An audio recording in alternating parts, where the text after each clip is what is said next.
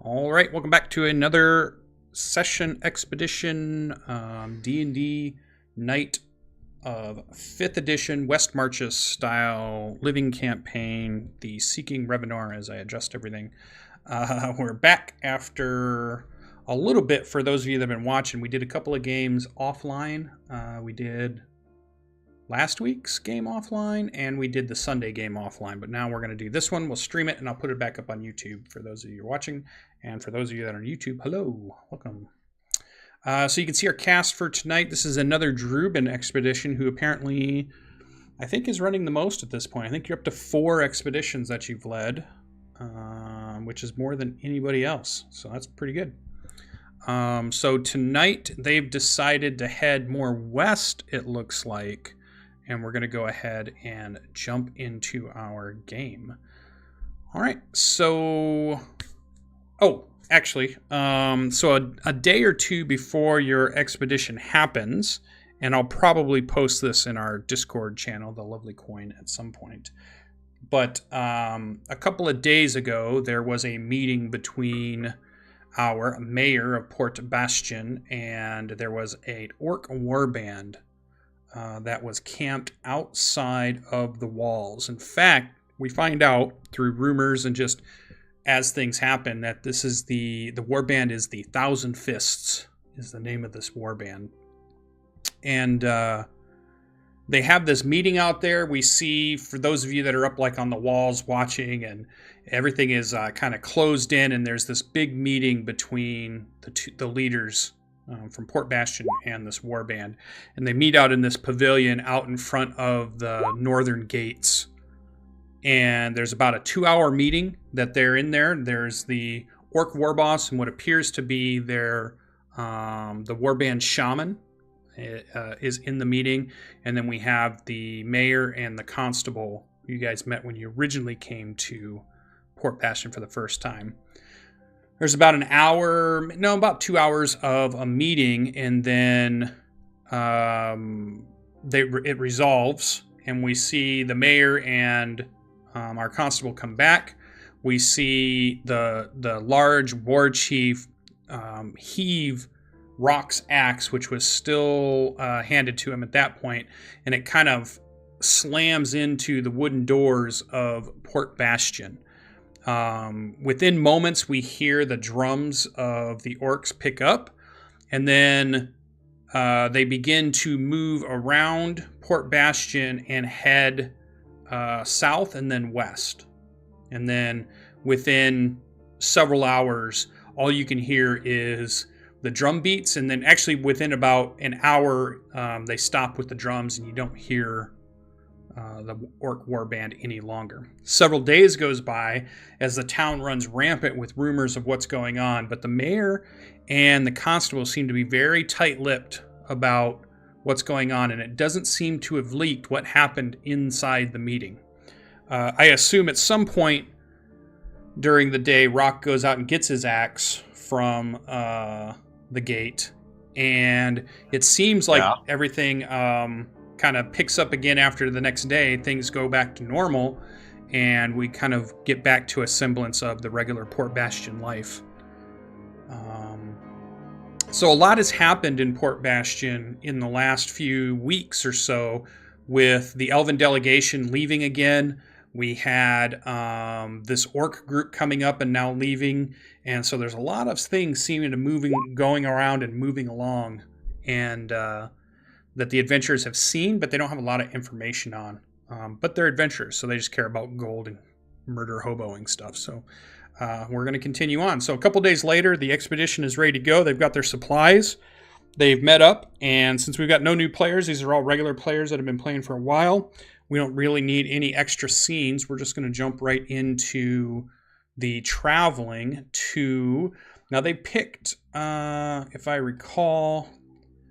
a hex out to the west. The only thing that you got from this was there's another group, there's another adventuring group. They were called the Silver Hands, had been out exploring to the west, and while they were plundering some tomb they had found, they thought they had saw another stone pillar or some type of stone structure or something sticking out of the deep woods further west of where they were. So they brought back that rumor, and it was something that got carved into the table.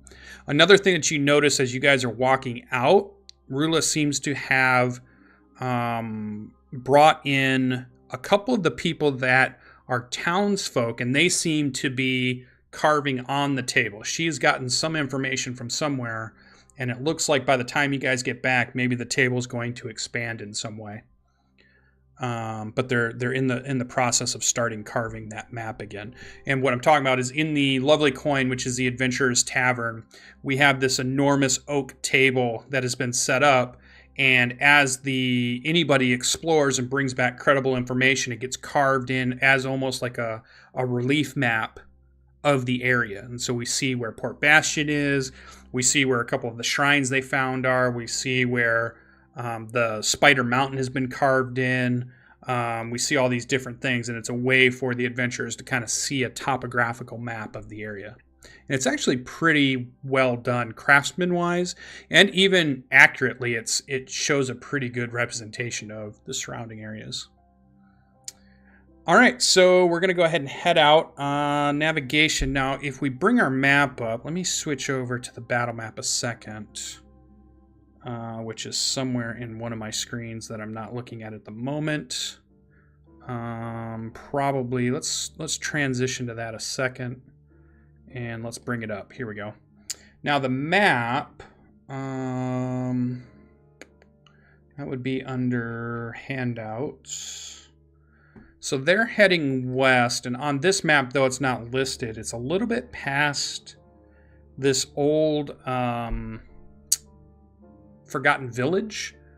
That was an old Darkling village that has been there for many years, and it's just past the fork in the rivers where they saw it. So they're kind of going over into this direction. So we're going to head west. So the thing I need to know, though, is how many hexes it was. So they're going to go 1, 2, 3, 4, 5, 6, 7 hexes out. So that's definitely a 2, 1, 2, 3, 4-day travel for sure. Okay. So that's what we needed. We needed, I'm going to say 7 hexes out, which is basically a 8-day trip, round trip if nothing happens. All right, so for navigation, let's see. Do I have that right? I think I do. Who is going to be making our navigation check for tonight? World info, overview. We just make sure 10 plus the number of hexes. Okay. Yeah, Drubin's gonna try to successfully navigate tonight. Okay. So it is a survival check.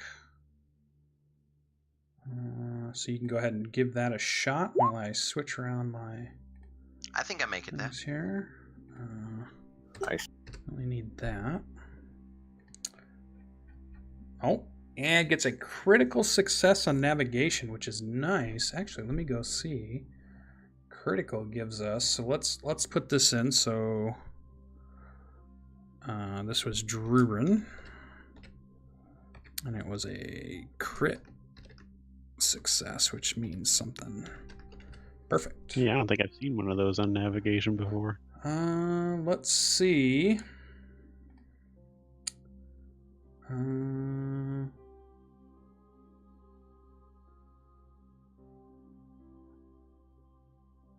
Okay, yeah. So with this, you guys have found the absolute best route to travel there and back. You're not going to have to spend any extra time because of traveling, and everybody during this expedition will get a +1 on any ability check for the remainder of this expedition. Everybody's spirits are high. You keep finding this is kind of like due to morale being really good as far as the trail's not been hard. You found the best routes to go. You've stopped near nice rivers and ponds and things for fresh water. all the campsites you've made have been really good. Campsites that you found, whether like a cave or a nice bowl of trees, have been able to make a nice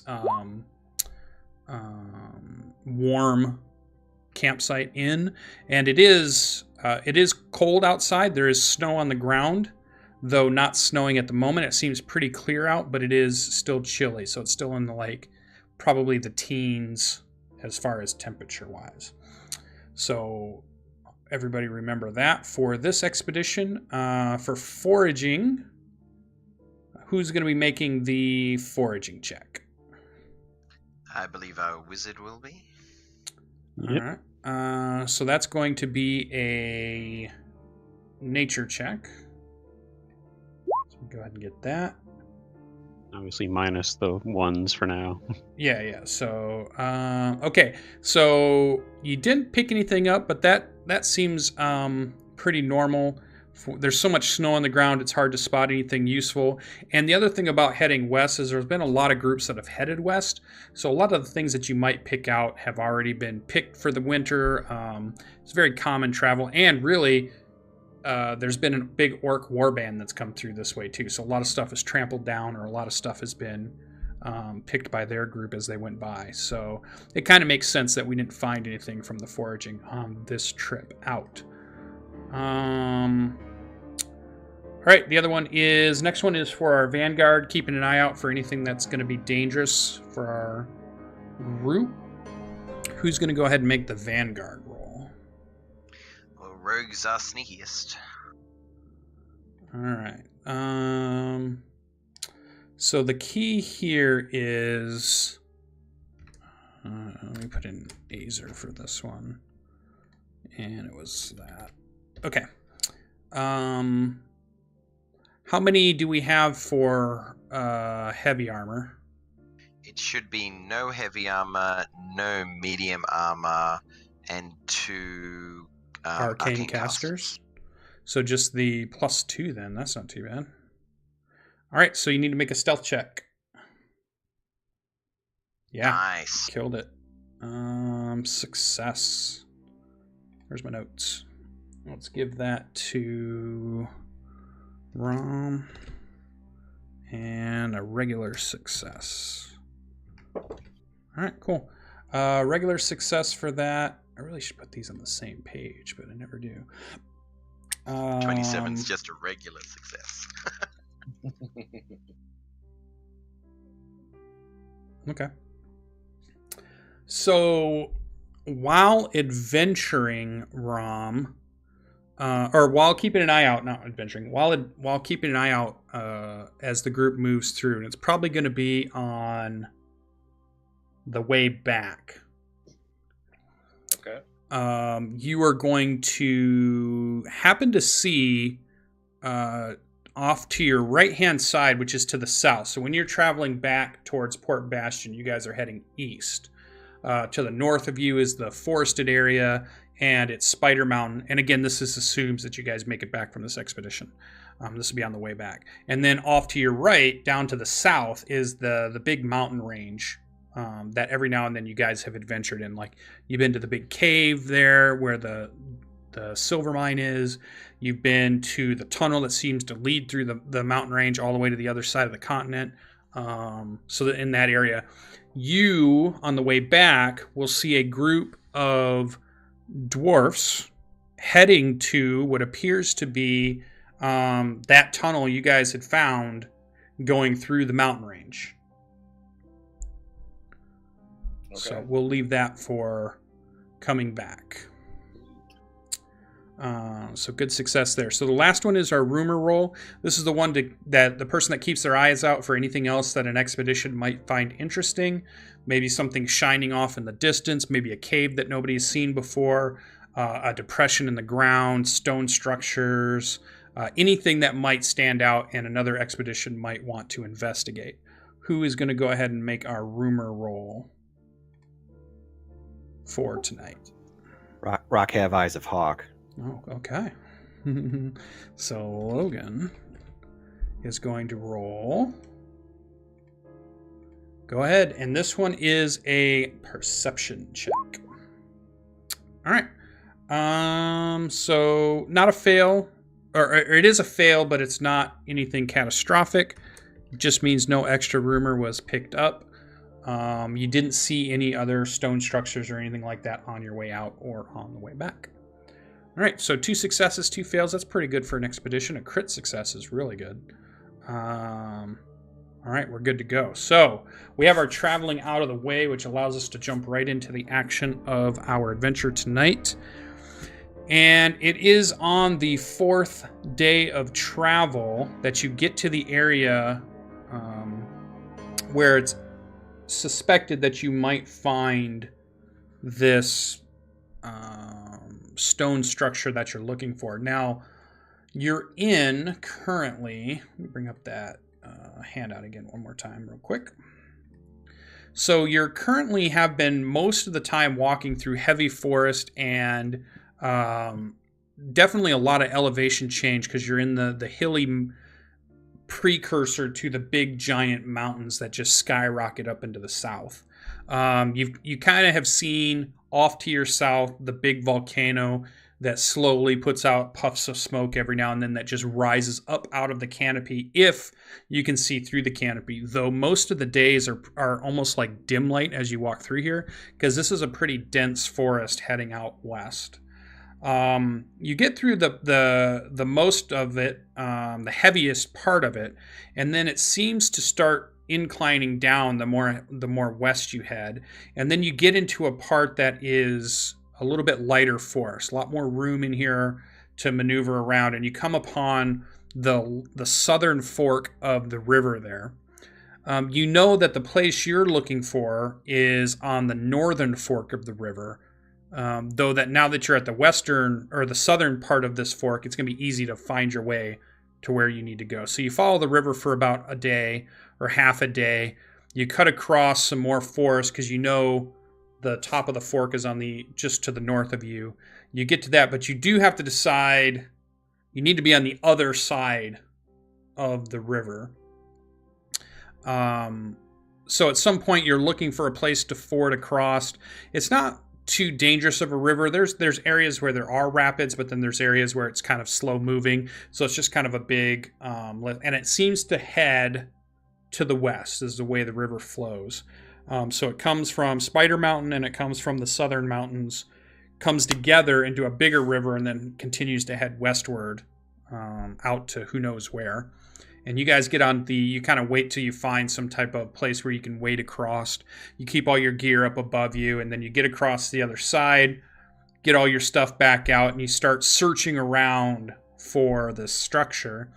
And it's only about probably towards the end of the day, but not quite. You maybe have another hour or so of sunlight, and you spot what appears to be in this lighter forest area. It kind of seems like off in the distance you can see a stone pillar that has risen up. So you guys are probably judging by where you're at. You're maybe maybe 500-600 yards away, and you can see it over the tree line, but you don't see it when you're looking straight ahead. You just see it kind of rise up out of the trees.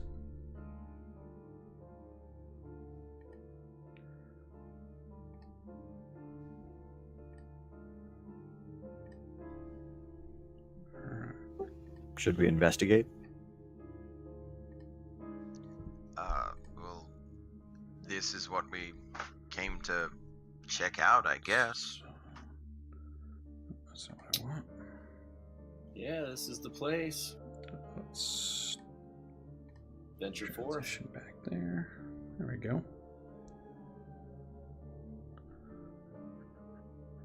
I'm gonna have Edgar pop out and just keep to the tree line and just to stay above us. Not scouting too far ahead, not looking for threats or anything, but just keeping alert ahead of us.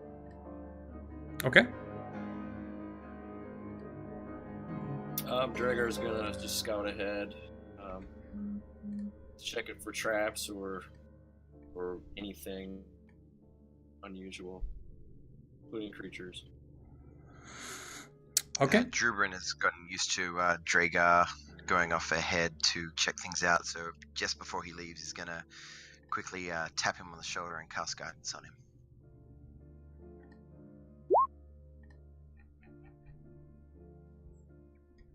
All right.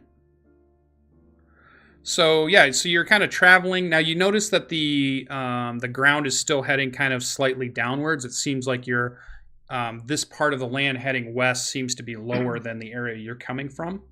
You're on the north side of the river. You can still hear the river to the south of you, but you're a little bit. You can't quite see it. You can hear it, but you don't really see it.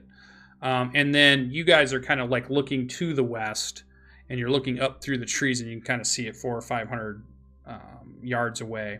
And we see Dragar kind of up in the front. You guys probably kind of lose him as he moves from one bush. He's there for a moment, and then all of a sudden you just kind of lose sight of him as he begins to track forward, and you don't hear him or see him. We can see the soaring of Edgar over the tree line area, keeping in sight of the rest of the group. As you guys move kind of move your way through it. It's not too hard to get through this area. It's not as dense as it has been in the rest of the forest, so it's definitely starting to clear out. And within, easily 5 to 10 minutes, you come within sight of what looks to be like a stone pillar. And Dragar, as you're looking, you're not seeing anything that looks like a trap or anything like that.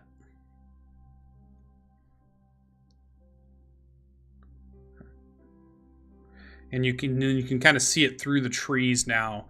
Looks like a big stone pillar up on what seems to be like maybe a hill or a hillock of some sort, which is what probably pushed it up above the tree line.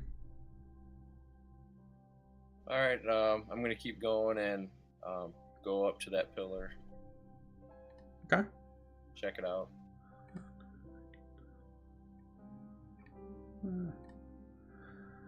So as you get closer, it looks like it's a hill that goes up onto almost like a roundish hill, and on top of it, almost maybe centered almost, is kind of a monolith stone pillar standing at the very top of it as you get to the base of the hill.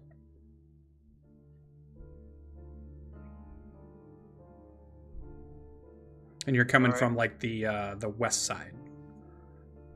Okay, I'm gonna just check it out, inspect it, make sure, see if I can find anything out of the ordinary. So up the hill to the monolith itself? Yes. Okay. You realize that there's nothing growing on the hill, so you're kind of moving from shadow, from bush to tree. You get the sense of the minute you start going up the hill, you won't be in stealth anymore. You'll be kind of out in the open, but you kind of start moving up the side of the hill, and you get up to the stone pillar, and it looks like, very similar to other stone pillars that you guys have found out in the various areas. Made from the same type of stone, in the same type of shape, probably by the same craftsmanship of some of the other stone pillars and stone monoliths that you found previously. All right, I'm going to take a knee and just wait for the rest of the group to get up. Okay. So, yeah, not too far behind you is the rest of the group coming out of the forest, and you guys can see Dragar up near, the basically big stone monolith on top of a hill.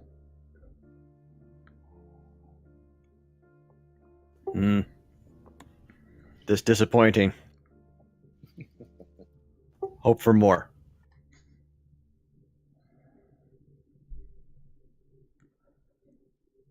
Well, if history is any lesson, we should at least be able to glean some information about another of the old gods of this region here. Scalea. You mentioned gods. Yeah, actually, you do recognize that these are the same type of stone structures that seem to have been around some of the other shrines you've been to. And upon reminder from these talks of gods, Drubin will look like that he just forgot something, and then quickly casts prestidigitation on his armor to make his symbol of Inti. Okay. So you guys see Dragar up on the monument. Are you heading up to him, or are you staying in the forest area? unless he signals otherwise, I would probably move up towards him. Okay. So yeah, you guys are up on top of the hill, and it's this big giant. Think of like the almost like the big Washington Monument. That big. It's four-sided, but it's almost pyramid shape. But it's like a very tall stack of stone, seeming to be made carved out of one big piece of stone. How it would have been moved here, or how somebody would have got it to stand if they brought it from somewhere else, would have taken some pretty good magic or something very strong. And the craftsmanship is good, but it's weathered. It's obviously been here for a long time, but doesn't seem to be any symbols or anything on it. How big around? Each of the sides, and there's 4 of them that go up into a pyramid shape. Probably at the base, it probably is 30 feet, but then it goes up into a point much higher up, and it's probably 100 feet tall. Maybe not 100, maybe 50 feet tall. 30 foot per side, or? Yeah, each one of the... So That's it starts a out pretty big 30, and then it chunk kinda, of base block. All right. Yeah. I'm gonna have Edgar fly around higher up, just do a spiral up, and see if he sees anything going up on like in terms of writing or symbols. Okay. So we see Edgar the Raven kind of wing up and do some circles. Anything else from the rest of the group? I'll look around the base, see if there's any old pathways that might have been on the ground at some point in time to lead into a door or anything else that might have been built into the base of the pyramid. All right, so we see Rock kind of go off back down the side of the hill here, and he starts moving around the base of the hill. Edgar kind of wings up, doesn't really see anything symbol-wise as he gets to the top. Seems to perch up on the top, kind of does the bird head movements and jumps around a little bit, and then comes spiraling back down and doesn't seem like it sees anything. Definitely says it doesn't see anything to eat when he telepathically talks to you, but it doesn't look like he found anything that would be writing or anything like that. Rock, as you were moving around the base, you're kind of heading around. You're on the west side of it, and you're moving to the north. You kind of start to get a smell of decay. Little whiff off of the wind, and the breeze seems to be coming from the west right now and heading east. And as you get up around to the top, you see what looks to be like some type of cave entrance on the north side of the hill. I won't shout or do anything, but I will wave until I get someone's attention and point to. Okay. So maybe some perception checks from the other guys to see what they're doing. Are they even watching or? Ooh, I nailed it. Nailed it. I forgot how to wave. Let's see what some rolls are. Let's transition you guys so that we can just see what's going on. There we go. Wow, this is a really nice pillar. Yeah, so you kind of notice that nobody's watching you. They're all kind of inspecting the pillar quite a bit. So it's like you're trying to wave your arms and you're trying not to make noise, or you're trying to be quiet, but nobody sees you. How far away are they? They're up on the hill, and it's probably the hill Just isn't walk that up there. big. Yeah. Until they see me, and then I'll point back down. Oh, okay. I'll do this. I'll say quiet, and then point. All right. Cool.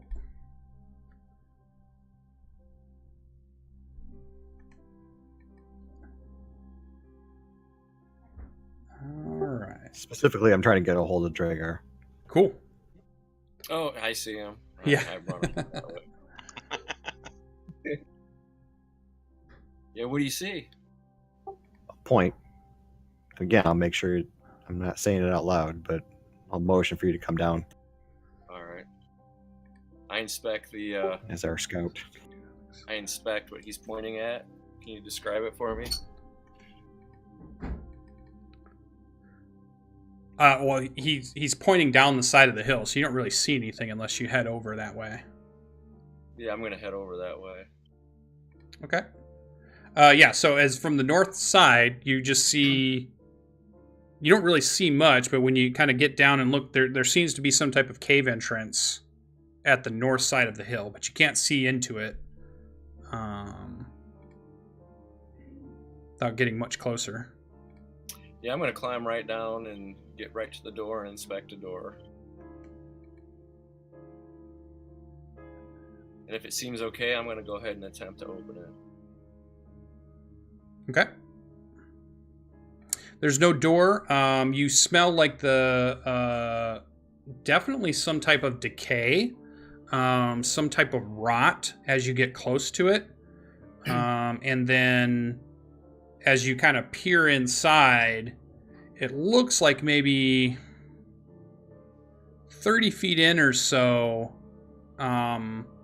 It's kind of almost like a tunnel that leads, but it looks like it might open up past that. So maybe it goes 20 or 30 feet in, and then there must be a bigger cave beyond that. And then also 20 or 30 feet in, there seems to be some corpses on the ground. Any light source coming from within the cave? Not that you can see from out here, because it's kind of bright out here. And it's dark inside the cave, so you can only see a little bit inside before it gets pretty dark. All right, I'm gonna go up to the point where I really can't see anymore. If the bodies come up first, I'm gonna inspect the bodies, and I'm checking for traps or anything that may be dangerous. If I can get a shot in there, I will just cover with a javelin as I peek in. You can peek in, but like you get this again, you can maybe see the way the sunlight comes in. It's maybe 20 feet in. It's clear that the tunnel goes about 30-ish feet, but then the shadow of it just kind of closes down. It's always, you're in that position of where it's weird for like dark vision and stuff like that, where you're standing out in the brightness and you're trying to look into something that's dark. You're not able to see very far in.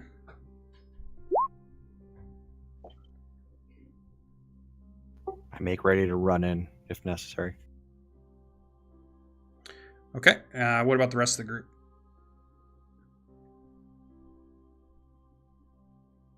Druben would be sticking pretty close to Ironville right now.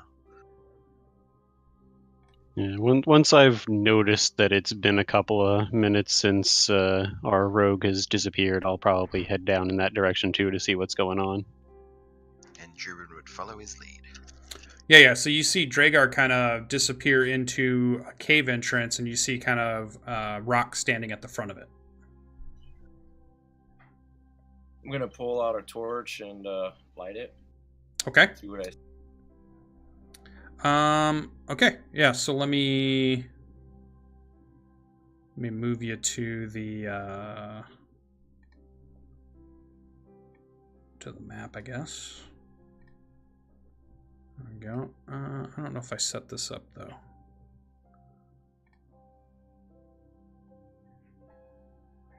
All right, and so you're gonna light a torch. So let me put a torchlight on you here. So that'll be all players can see, and we'll do a 40-20. There you go. And then for those at home, you can see this is what Dragar can see at the moment. So it goes in definitely 20-ish feet or so. It looks like it opens up into a much bigger cavern. It even has the sound of something that starts as a small tunnel and then must open up beyond it as you hear your footsteps. And then in this area right here where you're kind of moving up to is where you see about 8 or 9 corpses right here. And there seems to be what you can see right on the map there in front of you. It's still pitch black for me, by the way. Okay. Well, you're still outside the cave, right? Yes. I just didn't know if I should be able to see anything on the map or not. No. I'll Okay. key yours in here in just a second. Just like I'll do Druben here in a second. I'm gonna take that off. Rock, you can probably see what you can see at this point. Let's see what you can see. Yeah, you can probably see that. Okay. So I wedged the torch somehow inside a body. You know, whether it's an armpit or something, just so my torch stays up. And I'm crouching down, and I signal over to Rock to come join me. And I start rifling through their pockets, looking to see what the cause of death was, see if there's anything of value. I'll keep that javelin out, but I'll move up to the front. All right, so as you're looking at the bodies, you notice that these are Norkers, dead bodies of the Norkers, and they seem to have the stone clubs are kind of laying about. They seem to all be just lots of different abrasions and wounds on them. They're wearing just kind of like loincloth kind of caveman style garb. They don't seem to have pouches. They're not carrying money or gold or anything like that. And you're counting somewhere around 8 or 9 of them, just strewn out in the thing here. And as you're looking around, there's plenty of blood on the cavern floor, dried up. You don't know how long they've been here, but it's obvious, that they didn't make it out. All right, I look up the Rock and I tell him, these are some tough hombres here. I fought quite a few of these, and be on your guard. I don't know what killed them, but could be tough. Curl his lip and go look short. Not so tough. Let's venture further in, shall we? And where are the other two? Did I see them yet? We're standing just outside, I'd assume, so once we see Yeah. everybody else moving in, we'd follow. Okay. So let me I move this over here. I move up close to that rock, kind of run my hand on it as I'm walking around it, torch out. What kind of wounds? Cuts? Bites? Crushes? They just look like a pulpy mess. So crushed versus cut. Yeah. I mean, it looks like a lot of crushing. Seen a lot of wounds in my life. I know. It isn't an axe wound. How about that? Let me add sight to these guys so they can see. Has sight, so save changes. So while you're standing at the cave entrance, you're only really seeing the light from Dragar. Once you get in out of the sunlight that's coming in from the cave entrance area, if you have dark vision, it starts to adjust.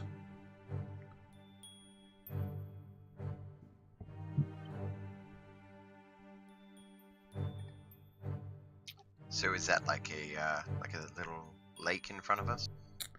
Definitely a pool of water. And Dragar, one of the things you kind of noticed, did you do a perception check? Yeah. So, looks like pretty smooth water. Doesn't seem to be rippling or anything like that.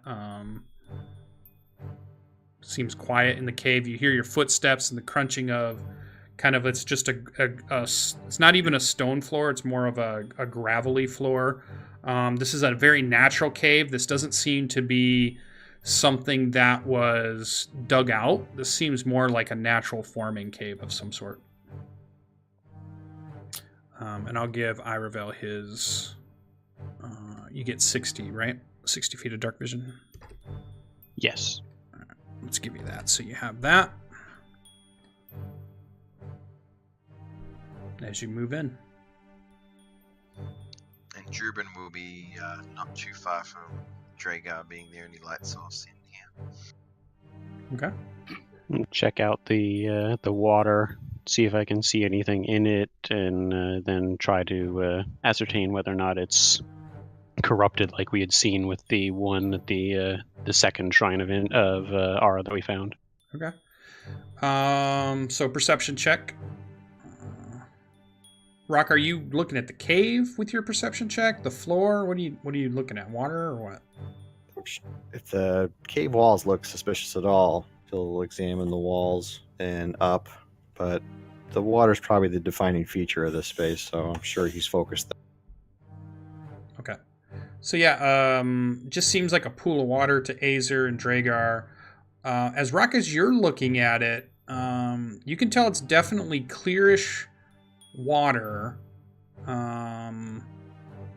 It must be pretty deep. It gives off just the idea of that you're looking at it because you don't really see a bottom to it. But then you catch just a speckle that must catch off the torchlight as Dragar's kind of moving around the pond. Something deeper in the pool catches the light as if it almost a metallic kind of shimmer somewhere deep in the pool. Something in pool.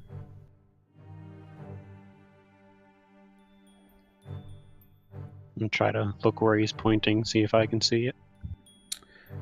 Yeah, you're looking. You don't really see anything. Whatever it is, it must be pretty deep, or it's a different angle, or you're not sure what he's seeing that you don't. Maybe his eyes are better. Orcish eyes are better than elven eyes. Without a doubt.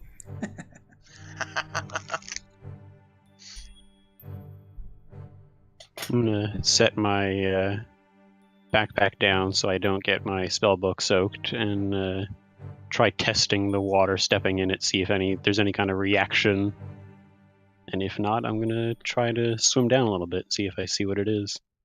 Yeah. So you put your foot in, and we just see a huge swirl of the water, and then we see the shimmer. You kind of begin to see it, and it rises quickly, heading toward the surface, and it has this iridescent kind of glow around it. And everybody, go ahead and select your tokens. Roll your initiative. Pretty sure I said something in water. Why go swim?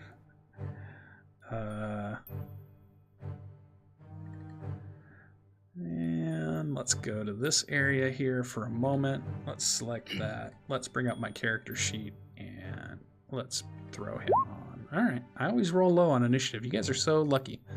If I got to go first, you'd be in trouble. All right. So with that, we're at our 9:30 mark. We're going to go ahead and take our first break. Everybody's rolling initiative as we can see.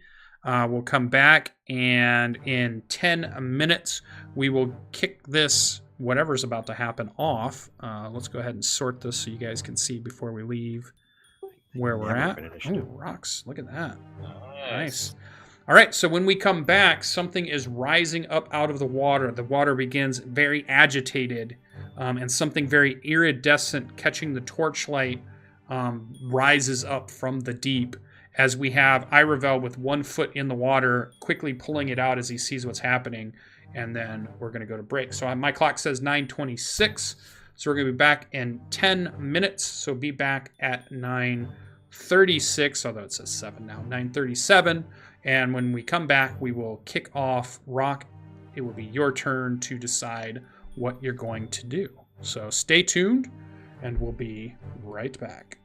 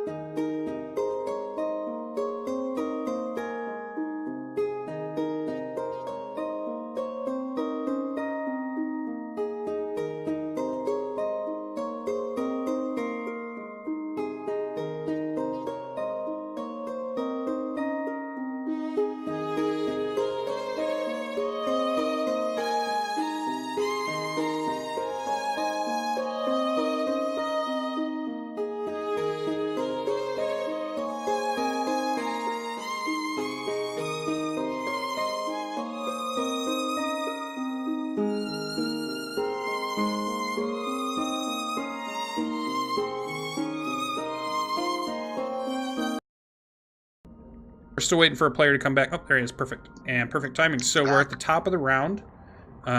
We are in a cave to the west of Port Bastion, staring at a pool of water when all of a sudden it begins to thrash about and something rises from the deep with a little bit of a shimmer to it. Top of the order, Rock, you are up. What would you like to do? Let's go to the battle map so that our guests can see what's happening. Do I see it rise out of the water? I mean, or do I see it just Something's coming up out of the water. I tell everybody loudly, and I hold my attack action until it pierces the surface. Okay. Like you want to throw at it, or what attack action are you talking about? I'm going to throw a javelin. You do attack. Okay, so you're going to throw something. Okay, cool. Dragar, you are kind of moving around, and there's a cave. You're at the back of the cave at this point when you hear Rock. And how did you say this? Was it just like a normal sentence? Did you start shouting? How did you portray this information to your group? Something's coming. There you go. Ready. So you hear that from behind you, Dragar. I'd speak that in Orcish, otherwise nobody understands. I spin around and I witness what Rock is freaking out about. Well, they're looking at the pool of water, and you can see that the water is rippling now as if it's agitated. But you don't really see anything. I'm going to back up here about 10 feet. Okay. Put the torch down on the floor and pull up my hand crossbow and wait till something comes above the water. Okay. Drubrin's up. Alright, Drubrin's going to touch his clothing, particularly where the mark of Inti is, and rub it with a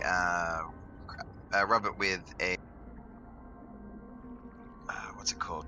Sorry, some phosphorus moss, and cast light from himself, which will be 20 foot of bright, 20 foot of dim. Alright, so let's add that to players have sight, and we do this. There we go. And upon being able to see Iravel again, he's going to reach out, and you see him with his trunk trace this this almost like pentagon shape in the air, and pushes it out towards him as he casts Shield of Faith on Iravel. Alright. I take it gladly.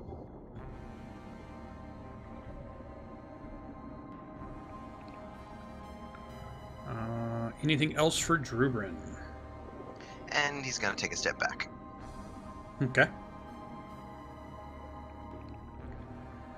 That brings us to Iravel. Okay, bonus action. I'm going to bring my blade song up. Okay. Let's do blade song. Last one. Add. And 10. My armor class is the same as my max HP. You don't get to say that very often. Woo! Nice. And for my action, I am going to ready an attack with my dagger. Okay. All right. Anything else? That's it? That's it. All right. Creature rises up out of the water, and the first thing you see seems to be like a shimmering, almost like a crustacean shell of some sort. Oh, shit.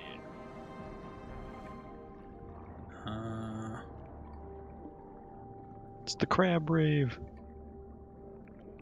And it launches itself up here. All of you can as it breaches the water, you see like this dazzling light emits from the shell as it crests the water and it's moving up. It just flashes. So it's going to shed bright light in a 30-foot radius for one. I'll put that on in a second. And creatures that see this, you will have disadvantage on your attack rolls against it. And those of you that can see the 30 feet of light, so any of you that are within 30 feet of it, must make a DC 15 saving throw. So if you're within 30 feet, Wisdom, DC 15 Wisdom saving throw. As this thing pulses in a very bright light. Oh, look at this. Ooh, what are the odds of that? Look at all these 20s. Woo! Oh, yeah, it's still a 20. Yeah, it's pretty good. All right, so you guys make the saving throw so you are not blinded. You're not stunned. But you do have disadvantage on your attacks during this round. Wait, how was it? During this time. Oh, yeah. And this goes till the end of the snail's next turn. So it goes through this turn to the end of its next turn. It's so bright that you're having trouble. So you throw your javelins, you launch your arrows, you try to stab with your dagger, but you're like doing it while trying to cover your eyes from the immense bright light that's shining throughout this cavern now. So those of you that had held actions, who had the first held action? It was probably Rock. Yep. So you get to make your first one. So with disadvantage, go ahead and throw your javelin, and you'd be throwing your javelin as it comes up out of the water before it's actually at the spot that it's at. So you're throwing your javelin as it crests the water. 13 is not enough. As you see your javelin hit the shell and then ping off and just kind of drop into the water at some point. Let me put some players can see, has sight, and we know this is 30 feet of bright. This one, save changes. There we go. Okay. The next person that had a held action would be Dragar. So that would be a bow shot. Yes. So go ahead with disadvantage. So we see an arrow slam into the side of, again, what seems to be the back of the shell, and it just pings off. You see your arrow explode as it hits, and it doesn't seem to get anything. Next held action would be Drubin. You weren't holding any actions, were you? Nope, just Irevel. Okay, so Irevel, a dagger swipe is the last held action. All right, and also a miss as you're blinded from it. All right, so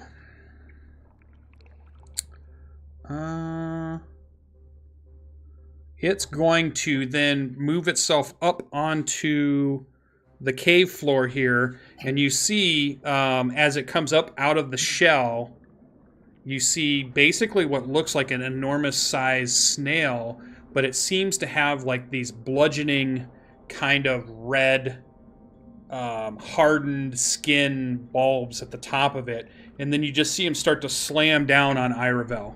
Just all of them come crashing down. Speaking of classic monsters, his AC. Is that a flail snail? It is a flail snail. That is Classic. awesome. It's not going to hit though. Watch this AC. Here we go. Could always net 20. Yeah, that's probably going to be about the only way. Let's see. 5% chance. Let's see. Don't say that. That's how we killed Timor. Fair enough. That is Yeah. true. I just want to make sure. Okay, yeah, so you're not stunned, so I think it's just regular attacks. I don't think these are any advantage. So here we go. We're going to do some flail attacks. Here is number 1. An 11 would miss your AC as you kind of move to the side. A crit. Oh, here we go. Had to say it. A crit for 11 bludgeoning damage. A 19, I assume, misses. Yeah, misses. Okay. A 13 misses. And, a 6 misses for sure. 1, 2, 3, 4. Yep. Okay, all 5 have flown off. So 1 hit for 11 bludgeoning damage from a critical strike. You just see these things start come slamming down, and they hit the ground, and it's raising up. It's like pulping more of the corpses that you're standing around, because you're like standing in the middle of Norker corpses, and we see blood splatter all over again, and we see dust kick up, and water's flying around from this thing, and then Iravel's dodging back and forth, and one of them nails into him. And then that is its turn. We go to the top of the round, round number 2, Rock. There's this big shell in front of you that has this dazzling light on it, and it's super bright it seems to be attacking Iravel. What do you do? I will pull out a hand axe and lay into. All right, hand axe out, charging forward. Although you don't need to charge forward. As you jump around, a 25 would hit. Not raging yet, so 11. 11 slashing damage. But on his bonus action, he'll do it on the next round. He'll rage. Once that makes him panic and freak out, he'll probably trigger that rage effect. Actually, and you have disadvantage, but the 18 does hit, just so you know. Okay. So that was your action. You're not doing your bonus action. You're waiting, is what you're saying? You're not going to do it now? The snail jumping out would probably have made him rage, but I didn't call it, so. Oh, okay. It's a hit well, anyway. I mean, you can bonus action now if you want. Yeah. Okay, Yeah. so you bonus action rage. You did your 11 damage with your hand axe. Any movement, or you're done? It's gonna stay there. All right, Dragar, you are up. Still super bright light coming off this iridescent shell. All right. I'm going to put my crossbow away, pull out one rapier as I run, and I'm also going to use my dash action or my cunning action. Mm-hmm. Get me to the monster. You jump that water like a hero. I walked on the water, actually. There you go. A savior. So I get to here. That's 50. I'm going to attack with my rapier. Okay. 18 hit. 18 does hit. All right. So 9 plus 13, so 22 points of damage. 22. Okay. All right. And then I'm going to use my fleet of foot to back up 10 feet against this wall right here. I lean against the wall and I smile at my handiwork as I look at the slime on my sword. And I take my boot, and I wipe it off on my boot, and I'm ready for more. All right. Nice. That's a bonus boot action. Drubrin is up. All right. Well, Drubrin's going to make his tattoos form a spear in the air and try to do a Eldritch Blast on this snail. Cool. All right. You have disadvantage on the Eldritch Blast. Ooh, nice. So for 6 force damage. 23 does hit. Yep, so 6 minus. Okay. And for a bonus action, he's going to spend 2 of his sorcery points to recover the spent spell slot from casting Shield of Faith. Okay. Is that a bonus action? Yeah. Ability? Cool. Anything else? That's it for Drubrin. All right. That brings us to Iravel. Okay, I'm gonna maneuver around this guy a little bit so everybody else has clear shot. And I am just going to do a dagger attack, main hand, short sword offhand. Just lay into it. Okay. So still at disadvantage, but 21 does hit.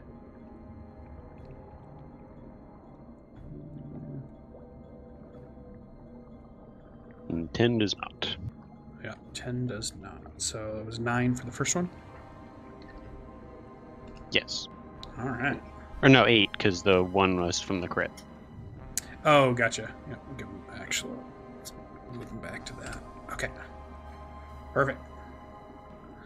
So we see you kind of dodge around. We see knife strike, sword kind of glint off of the armor of it as it's looking around.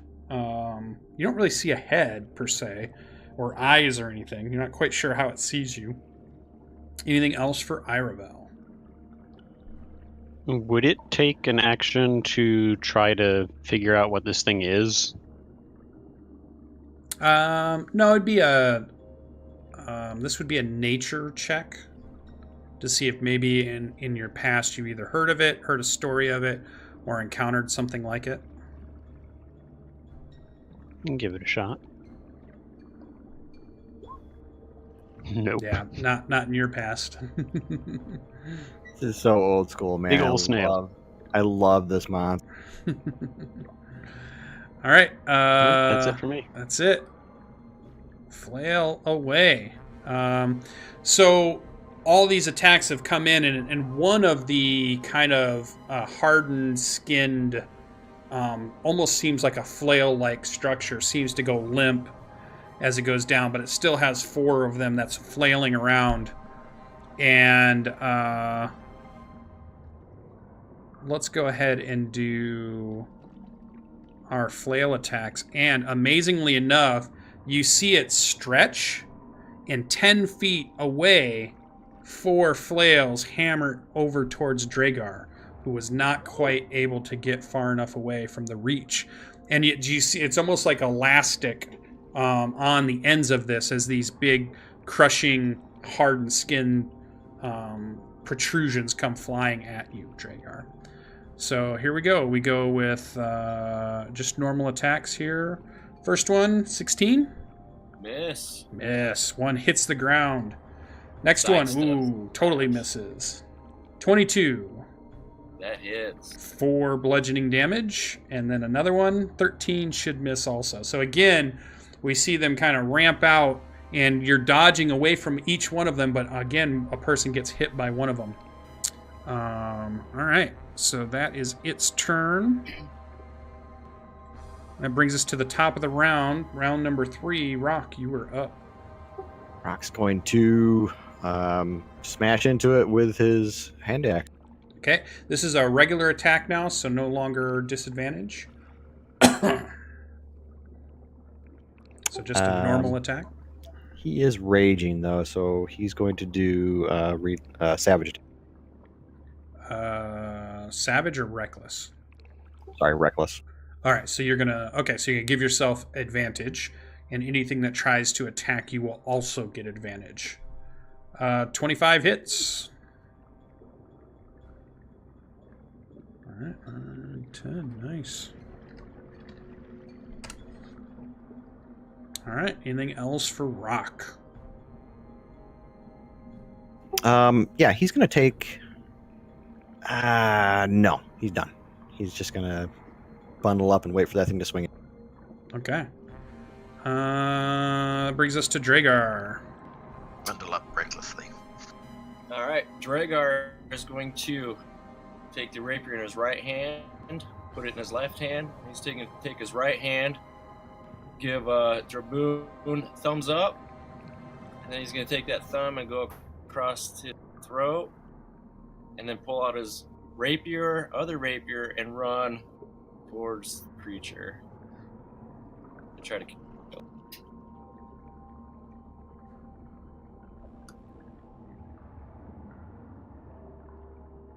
All right, so 17 hits.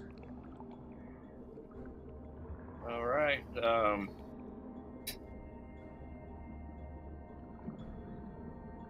So that's total 19. All right. And then my offhand rapier. 13. The first rapier actually see the thing kind of curl up, and then it sucks itself into the shell, and then you just start hearing this screeching, resonating noise throughout the cave that just is ear-splitting, and you can't hear anything else. It's so loud. It's like the worst alarm siren that you've ever heard in your life, and it's like, you know, it's just like this keening noise that reverberates throughout the cave, emitting from the shell as this thing is sucked up into the shell.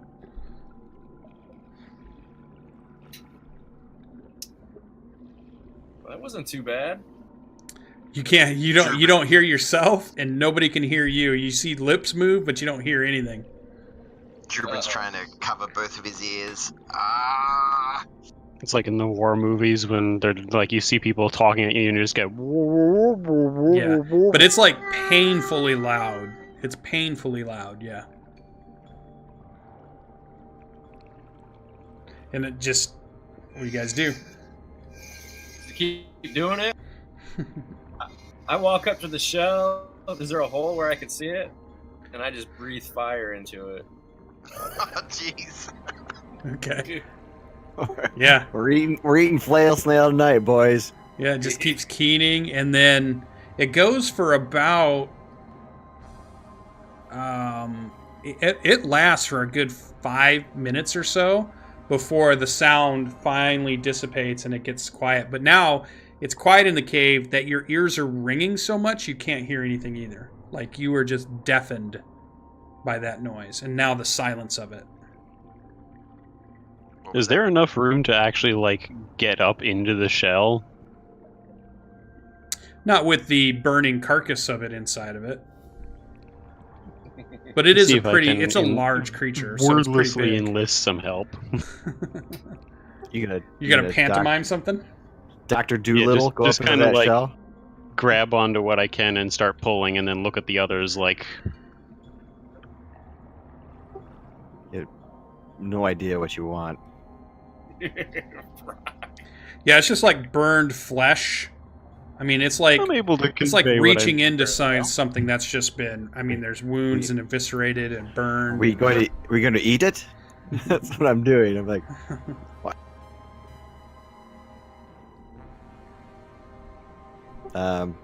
While they're doing that, I'm going to keep an eye on the pool. I'm assuming we're dropping out of combat. Yep.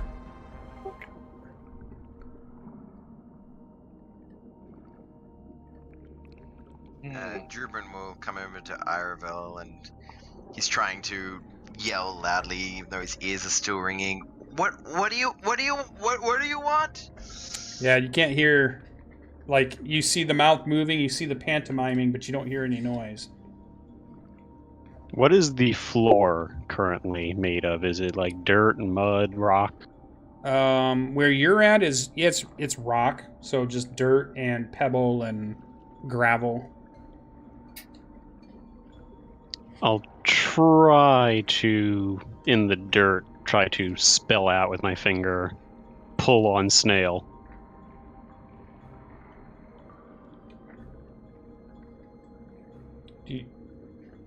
Okay. Do you have a calligraphy set? Yeah. I don't know how many of them read and write. A few of them. Where is it?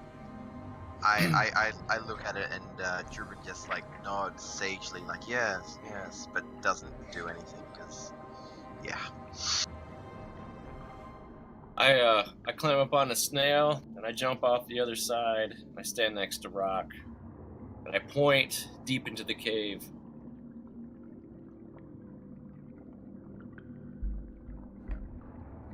All right. All right, I'll move back there. I mean, you're gonna have to really drive home what you want going on with that snail for Rock to actually pay attention to you, because he's not reaching his hand in there and pulling. Yeah, I'm just going to, barring any help from anybody else, I'm just going to start carving into it with my dagger and seeing if I can make any kind of progress in breaking up the remains. Yeah, it's just charred flesh that comes apart at this point. It's a lot of like just muscly tissue, rubbery in parts, crispy in others where it was burned.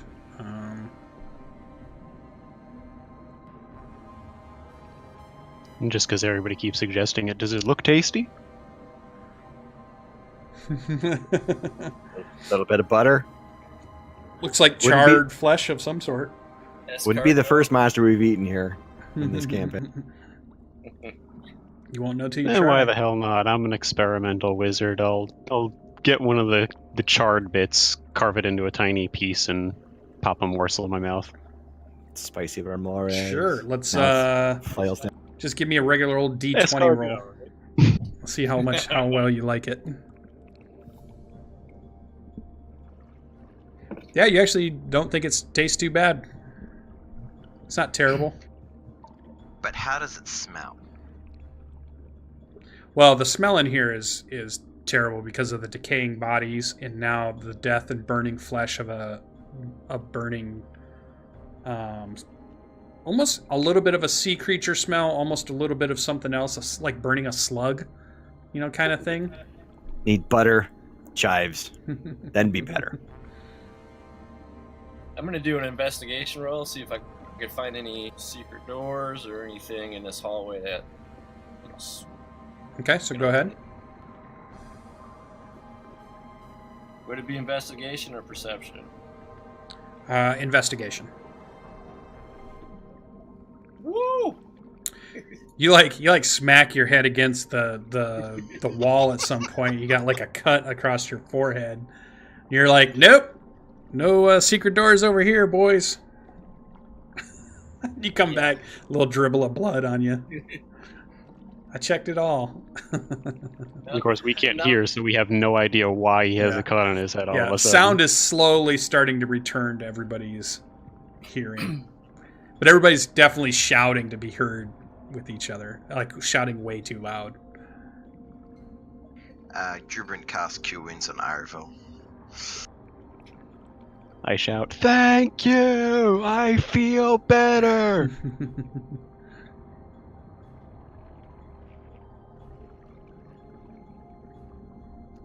Looking at this shell, like, does it look like it would be like worth bringing back, or like would somebody want something like this? Well, each of you can make except for, I guess Aravel's already done it, but each of you could make a nature check to see if it's something you know about or heard about or recognize in some way.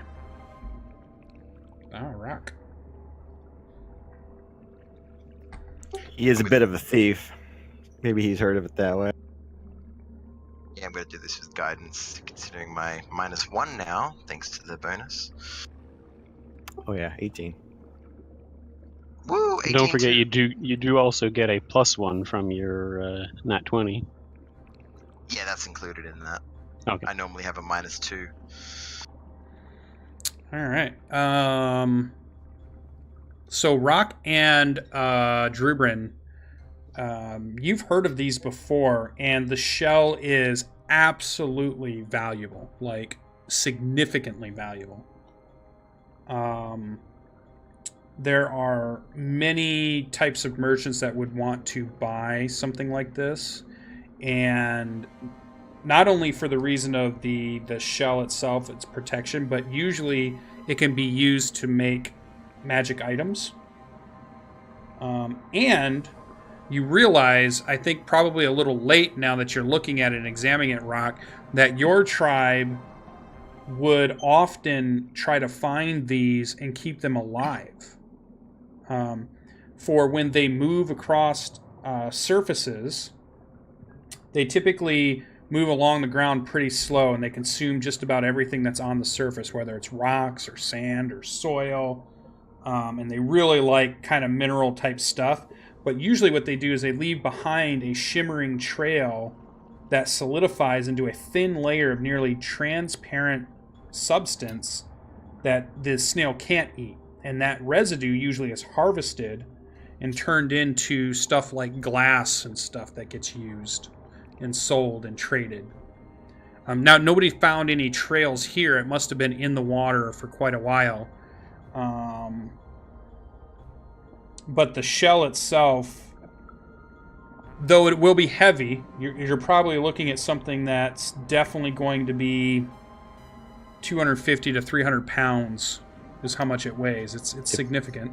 If you were present in that cave, Dan, Rock would scoff at you. Yeah, you can bench press 300 with one hand. Thank you very much. Yeah.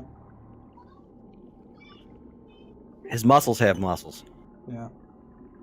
Drubrin, you have heard of this before, and you've heard that given to skilled armorers, they can typically make shields from this, magical shields. And depending on how big the shell is, would depend on how many you can get from it. But it's also been known the material has been known to be used in other magical items, like a robe of scintillating colors. Yeah, there's a lot more lore attached to this now than First Ed. It's That's cool. It's significant. I would be very interested in that robe, but I have no chance of convincing the rest of the group.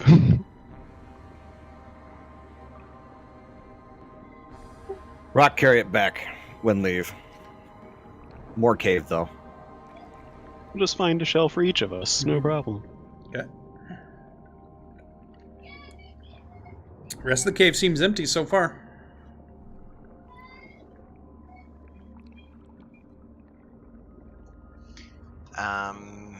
Drubin's gonna ask, was that the only thing in the water?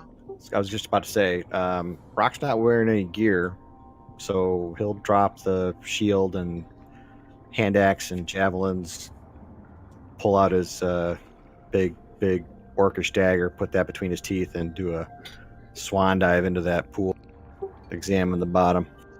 And Drubin slapped you on the back as you went past.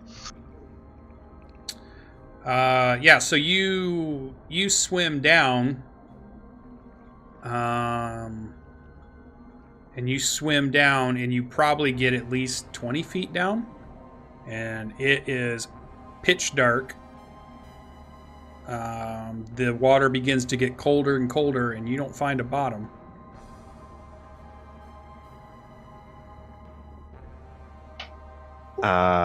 Dark. Does that It's kill the dark underwater. vision? Yeah, you don't. Dark vision doesn't work for underwater. Flail his way back up. And say, can't see. Too deep. Too dark. Do you want light cast on you? Yeah, he'll actually hold that dagger up, point at it questioningly. Yeah, of course, yeah. And he grabs the moss again and rubs it on the dagger. Okay. So, yeah, imagine the scene of Deep Blue. You, like, dive in the abyss, and we can see your light, and you're just forcing your way down as far as you can go, but it's bottomless. It just keeps going. I mean, they see your light disappear. You get so far down. I don't know how long you think Rock can hold his breath on a free dive. 5-6 minutes. Think so? Okay.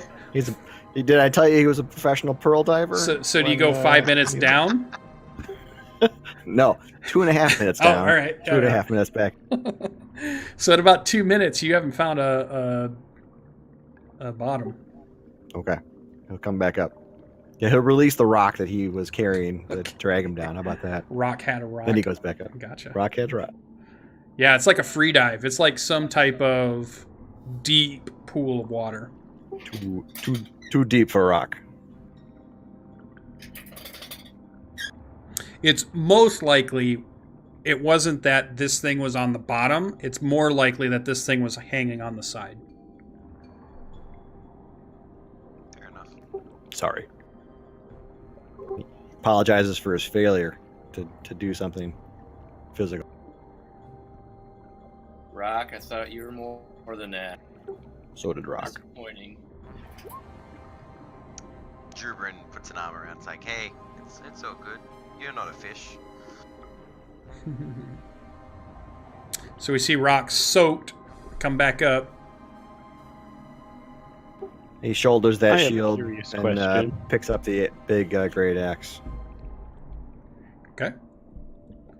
If the party will indulge me for 10 minutes...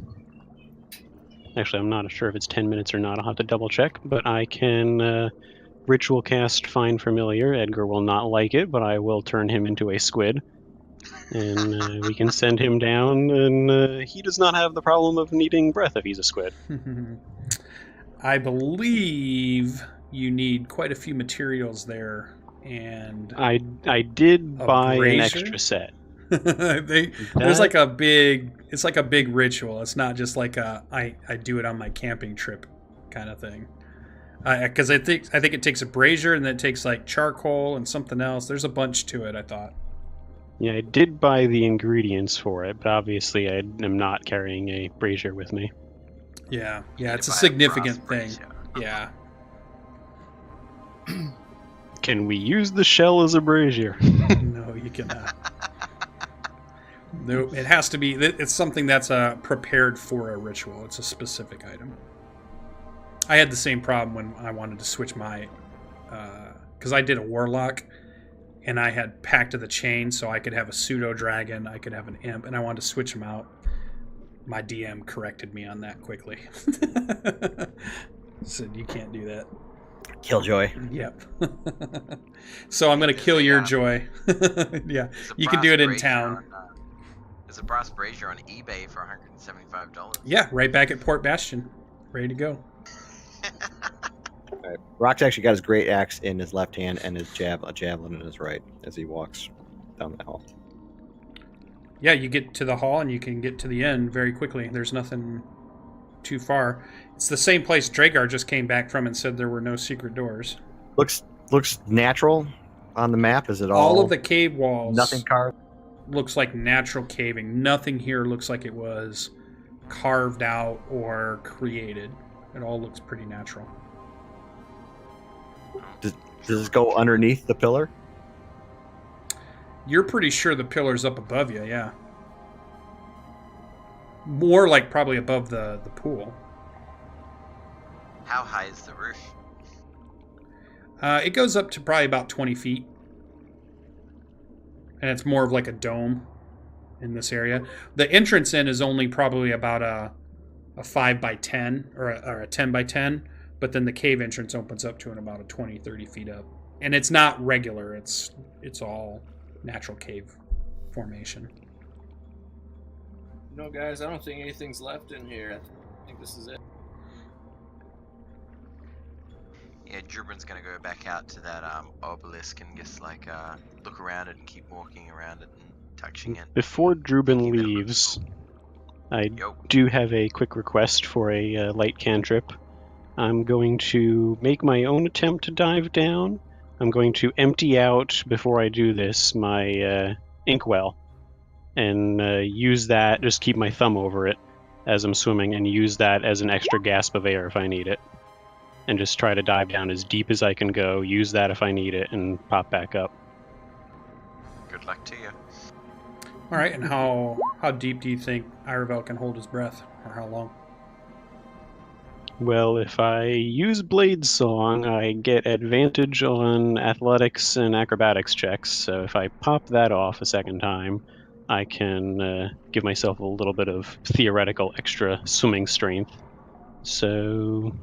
Right, but you don't have a swimming speed, and swimming down never... I mean, this is like a deep dive. This is like sitting in the top of the ocean. You're going to try to swim to the bottom of the ocean, so how long can you hold your breath? What do you think? I mean, I have no idea. I know for me, I can hold it for about 60 seconds and I'm done. But what's your con modifier? Probably like a 9. That's true. Maybe an 8. You need to start running more. Couch to 5K. Yeah. Bring that up to a 12. Yeah. Couch to 5K. While I'd he's doing say, that, I'm going to clean out the snail with my dagger. Field dress it. Get it all out of there as much. My guy, it would take you a while, but yeah, you can start. I'll say I'll swim down for 3 minutes. If I'm not finding anything, if it feels like I'm getting close to something, I'll use the air to go down further. Otherwise, I'll use the air as I'm going back up. You're like in a pitch black with a bubble of light around you that's only probably underwater. That light only shines out probably by about 10 feet. And you're like a 10-foot bubble of light that goes down and down and down and down for 3 minutes. And you're like, it's pitch black. There's no sign of any kind of variation in the walls that would Yeah. indicate maybe a pocket of air or anything. No, like, you might start getting worried that you don't even know which way's up. Yeah, I'll start working my way back up. Yes, definitely the Ed Harris inspiration. Okay, so you break the surface.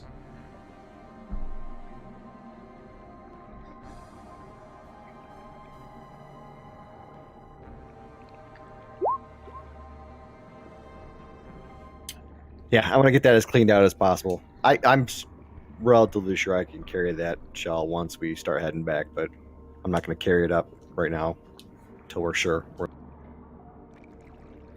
And it's pretty bulky and awkward. You know, it's like my refrigerator's not 300 pounds. And it's way bigger than that refrigerator. So the idea that you're going to, walk through a forest with something the size of, I don't know, a Volkswagen Bug. But yeah, I mean, you're going to be able to get it back. It's just going to be awkward carrying. We've got rope and Yeah, other yeah. things. We'll rig up something that I can at least. There's put- going to be maybe no problem getting it back. It's just going to a tree carry device. Yeah, we'll do some kind of carry slat thing, but We can strap it onto the back of my unseen servant. It has 2 strength. that'll work. Have So that unseen everybody's outside the cave serve- now. Everybody left. Yeah, we would have manhandled this out of the cave. So you have this iridescent shell. Quite a bit of the flesh of it is out of it, so it is mostly just shell at this point. But it's still pretty heavy. It's made of a really crazy kind of fantastical material. Even when you look at it, it has a nice iridescent, and when the light catches it, it looks, I mean, beautiful. It looks like something that it'd be like a trophy to have in somebody, some mansion. It just the colors of it are just vibrant, and it's obviously worth something when you get back. Somebody's going to want to buy this. For those of you that went back to the top, you're looking around the stone pillar. You don't really see anything. One thing I didn't try when we were up at the pillar, I do want to cast Detect Magic. Okay. So you go ritual or you cast? Feel like we've secured the area. I'll go ahead and spend the spell slot to just cast it. All right, yeah. So you cast and you begin kind of walking around, and the only things you're picking up are the magic items that seem to be in possession of your party members. Do we have any magical items? I think a few of you do. I've got the dagger. Fair enough. I feel like Dragar might have something. Maybe I'm wrong. oh, nothing in terms of ground travel paths, even old things that might have been an old deer path anywhere around this pillar. Not near Reasons the pillar. why it was built. Oh, So nobody walked to it on a repeated basis. not that you can see. Looks overgrown and forgotten. And it pointed on the top. Yep, pointed on the top. Like a pyramid. Very similar to the other. Well, not that Rock knows this because I Rock don't hasn't been to any. Right. Did you go to the funeral? He did. Then you might have seen one of the pillars at the other Shrine of Arya. Identical? Close enough. Did this pop up in... They all popped up in a line. Well, he wouldn't have known that, though. So, I mean, that water... never mind. All right. He'll keep his conjectures to himself because he... Timor conjectures in Right. Rock's head. Yeah. Metagaming pigeon. There's no other pillars in sight from here. No. I mean, you're standing up on the hill, and it's definitely to the west. It's a lighter forest, so you can kind of see more stuff, but you don't really see anything. You see the river continues on.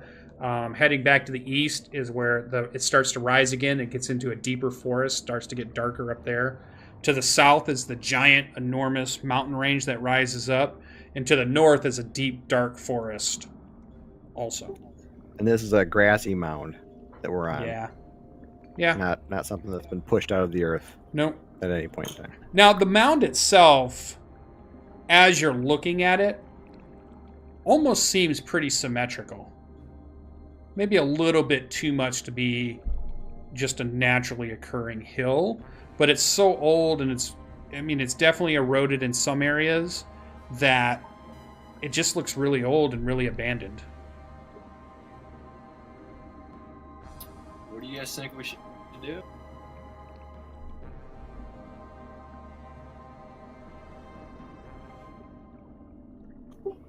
That question beyond rock. Does the pyramid have any kind of tilt to it at all, or is it just straight up? Straight as an arrow.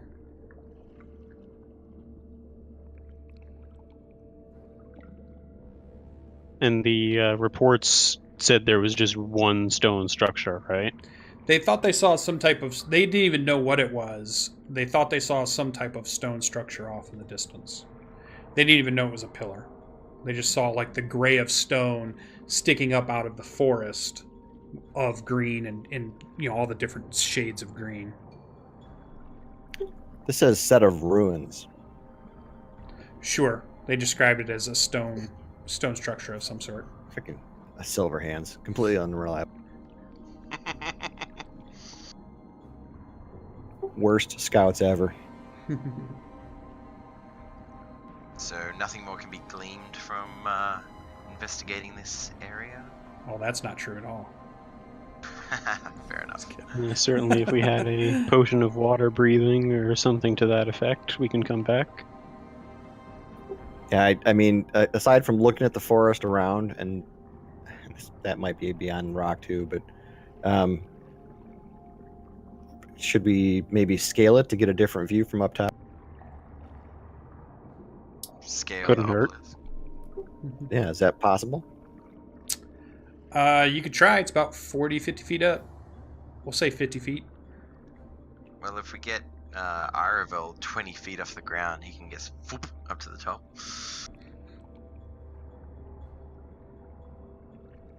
Does We Iron do- want to try? I a do have red a dragon to burglar's fly by, I can backpack, mount and I on do that. have a hammer and pitons and climbing gear in my pack, apparently. Hmm. Yeah, climb Could it. also just, we do both, but I could also send Edgar up and just, because before he was just looking at the pillar, I could have him just fly up even higher and just look around and see if he spots anything else in the area. But he doesn't have the best vision, so if anybody else wants to give that a go, they're more than welcome to it.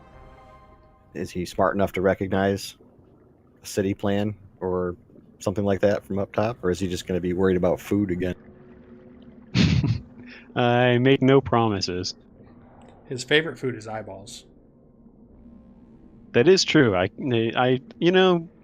After I send him up to do that, I'll let him go back into the cave and have a little feast on the Norkers. Oh, okay. The desiccated eyeballs. Yeah.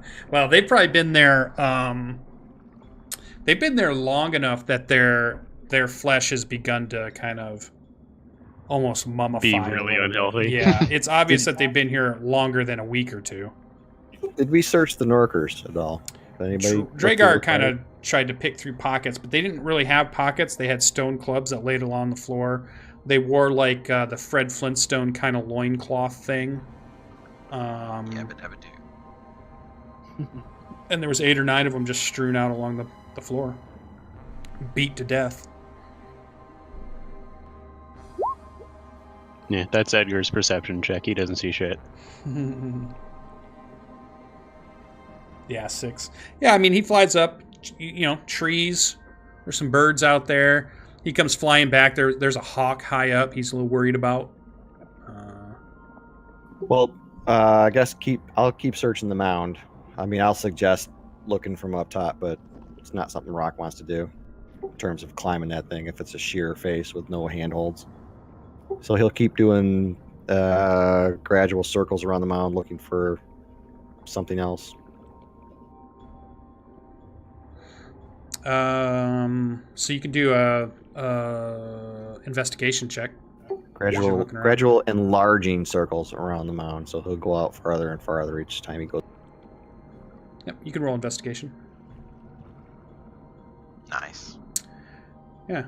The only thing you pick up is the remains of the trail of Norkers. Obviously, where they must have come from, and it seems like it leads off to the north. It's not like something. It's like a footprint here or a broken branch there, but it's really sparse, and you're not necessarily sure you'd be able to follow it for long. But it's clear they came from the north.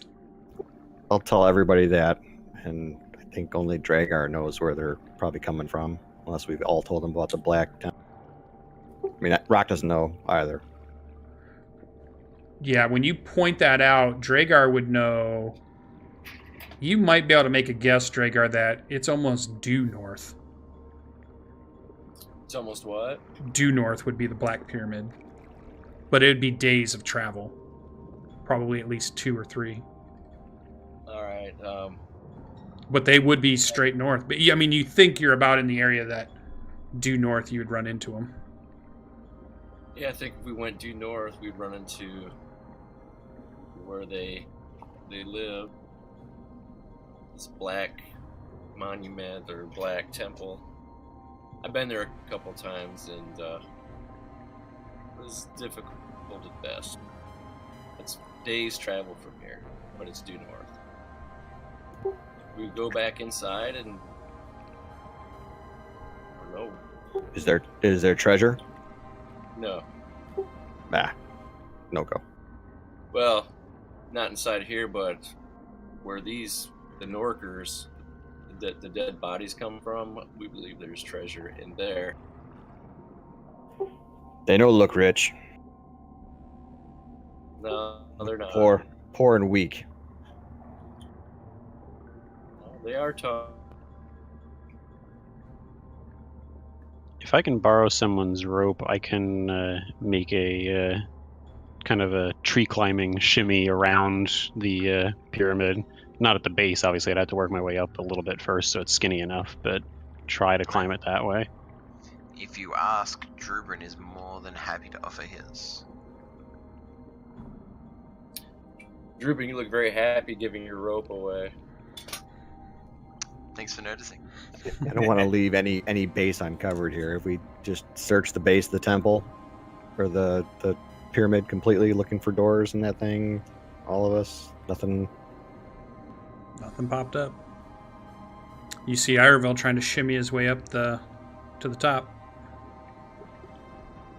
I shout encouragement from the base. Yeah. So yeah, Iroville, you can get your way up to the top, and as you can do an athletics check to try to secure yourself so that you can look around.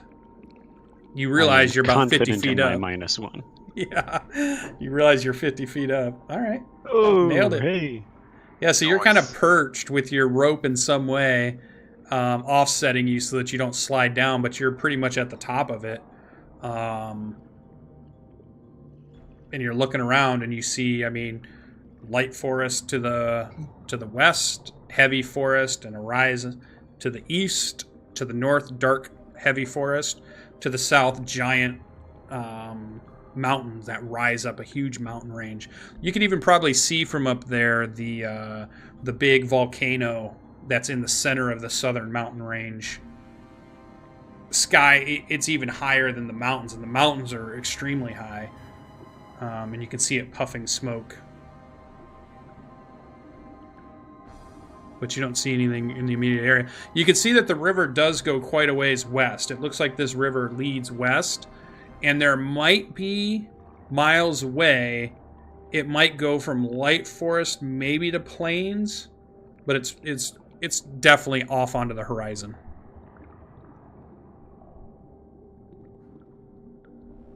Just for fun, I'll give a shout out of Echo, and then I'll climb my way back down. Okay. You shimmy your way down without spraining an ankle or anything. Make it look easy.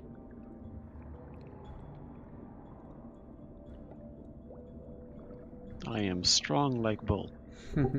Well, Rock's still disappointed in intake. Expected more. Well, should we bring this shell thing back?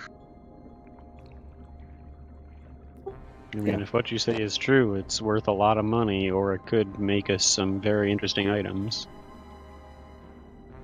It's not a bad idea. I'll lash together a couple of long poles, trees, cut down some saplings, and mount that thing on there and just drag it behind us the whole way.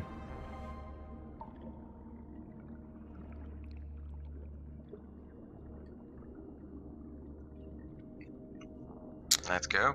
All right, so heading on the way back, it's probably on the third day, maybe second day, is when Dragar kind of comes back up and says, hey, I see a group of dwarves just down the valley from us. Look, or actually they look up a little higher up. Looks like they're heading west.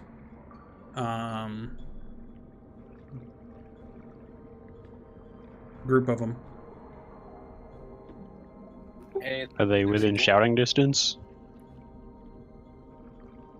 Yeah. They're traveling from Bastion, though, it looks like. Well, they're walking west. Should we get their attention? Gregor's gonna whistle. All right. Let me kill our music here a second. We don't need that anymore. Let's. Drubin's gonna sound off his trumpeting trunk. Trumpety The way to do it. Gonna play a Loxodon, play a Loxodon. Can Loxodon fly with his ears? Yeah, we've already got you I guys. need All I need a feather for that. That's right, only to believe. right. What we need is to actually get him a trumpet and just like some straps that he can put on. He can have it attached to the end of his trunk. Well, Drubin will take offense at that. He's got a built-in trumpet. Thank you very much. So you see the dwarves kind of react to the whistle and the noise, and they're kind of up on a higher part of the hill, and they kind of turn. They see you guys, and then there's some discussion, and then they kind of start making their way down the hill towards you. It's about a dozen of them, about 12. Wearing any kind of uniforms or markings that we can recognize at a distance? They all look like they're clothed like a lot of the dwarves that you've seen in Port Bastion, very similar. And once they get up actually really close, you can see a few of them have the Dankill symbol, so they're obviously from the silver mine. Or they're at least portraying the symbol of the Dankill silver mine. And they come up, and one of them kind of at a big red beard, braids, has a big old pickaxe that he's carrying, big pack. They're all carrying big giant packs. Looks like just filled with gear.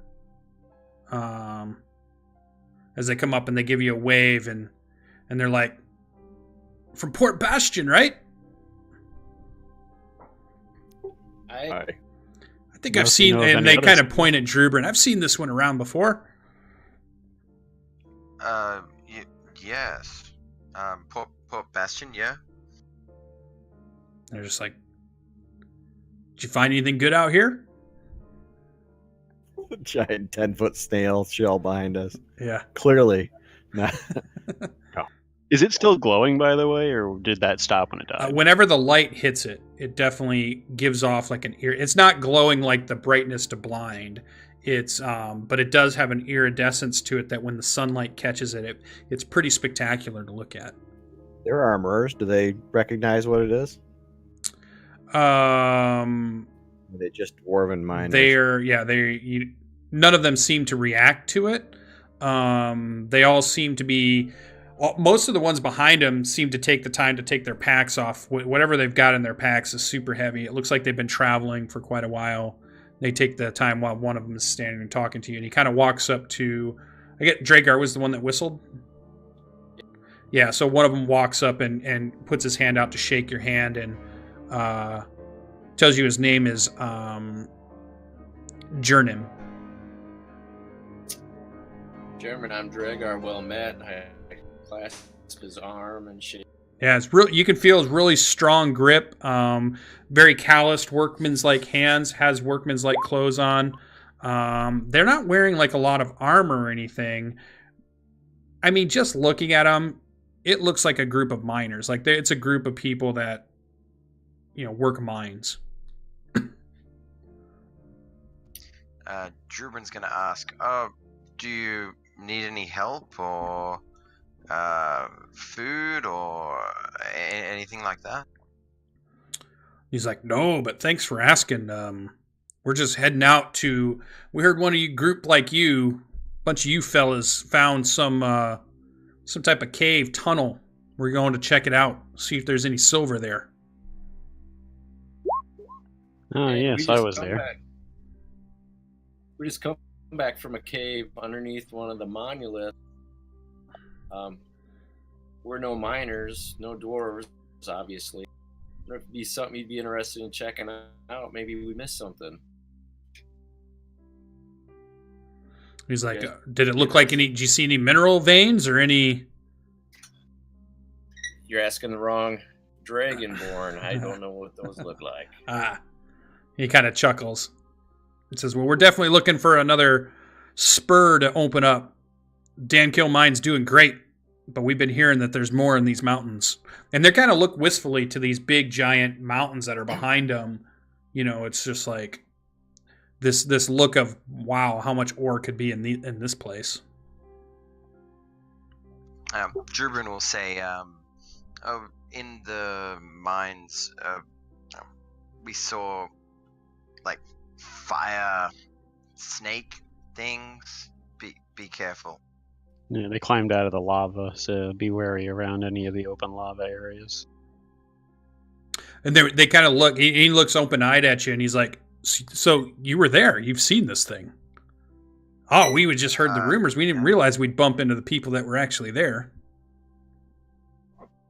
And he pulls out a map that they've made, and it has pretty much the same geographical etchings that look like maybe somebody that must have looked at the table in the lovely coin, and they've got it marked about the right spot where the tunnel would be.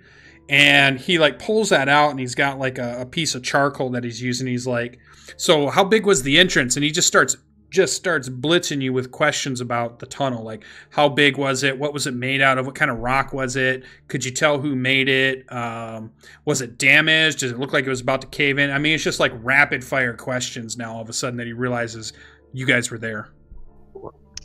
Drubin's gonna be like, oh yes, I know a lot, but Aravel knows a lot more. Yeah, so they kind of gravitate over towards the elf. Which must be awkward for dwarves.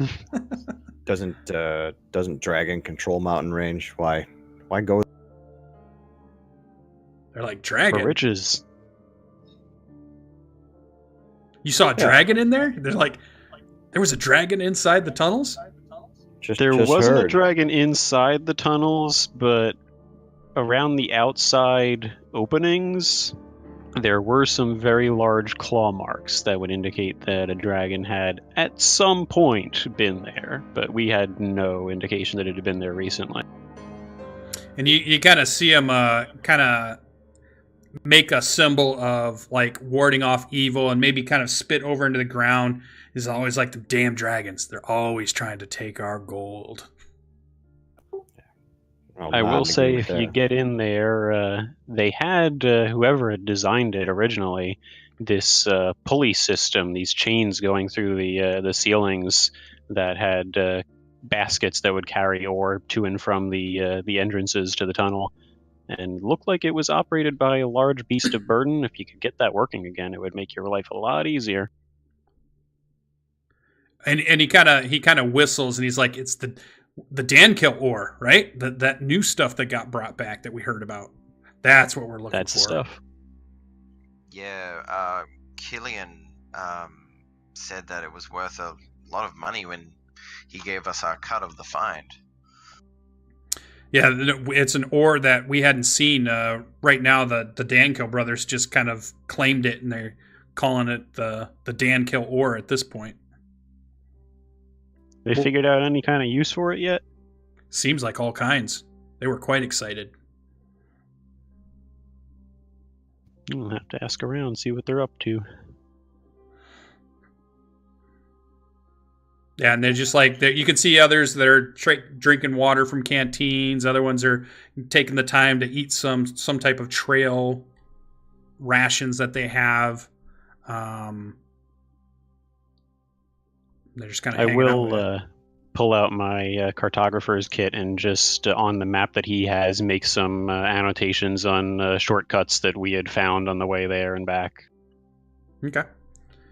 Yeah, so he's super happy about that, and he's like, well, he says, if we bring back some of this ore, I'll definitely stop by and give you a little bit of extra money just for helping us out, and so his name is Jernum Farbraid, and this is you kind of get from him that this is a different clan of dwarves. They work for the Dankill silver mine, but they've decided to go out and check out to see if there's anything else that maybe another mine can be set up of some sort that's not the Dankill silver mine. So it's definitely almost feels like an offshoot of dwarves maybe looking to make a stake, or maybe looking to break off or branch out from the Dankill silver mine, the brothers of the Dankill silver mine. I will mention one other thing worth noting is that in the center of the tunnel, first of all, there looked to be two mine shafts off to either side that they had not really gotten started on yet. But also there were living quarters, so you could actually set up a decent shop there if you can get it up and running. Yeah, and he has you just kind of on the other side of more map paper that he has you draw out as much as you can remember, and even has you draw out the pulley system, whatever you remember from it, what the basket looked like. He kind of gets the description of the ore itself as if he hasn't seen the ore. He's only heard about it, so he doesn't know what the ore looks like or what it does, but he tries to get whatever detail he can from you. I will also mention that the baskets were in terrible condition, so if they want to get that up and running, they'll have to come up with their own system. All right. Rock shakes his head. Only fools go to a dragon's home. It's not a home, it's just a vacation spot. Fools Timeshare. are greedy people. Yeah, you see a few of them kind of give you a steely-eyed look when you say fools. Yeah, I steely eye him back. Yeah. We see a little orc dwarf animosity pop up a little, maybe tiny bit. Not from all of them, just a couple of them. I'm not going to have to worry Racists. about them. They're going to be kebabs anytime in the near. Yeah. Dwarf nuggets. Yeah, so once they get his, whatever they can get from you guys as far as information, and they're like, all right, well, we've got plenty, some daylight left to keep going. They start putting their packs on, and it's basically like this is Dragar's role, and it's like another ally that you guys have come across. It's Farbraid, so Jernum Farbraid of the Farbraid clan. Cool. And then they kind of head back up the mountain, and they start heading back more west, heading towards the direction of the old tunnel.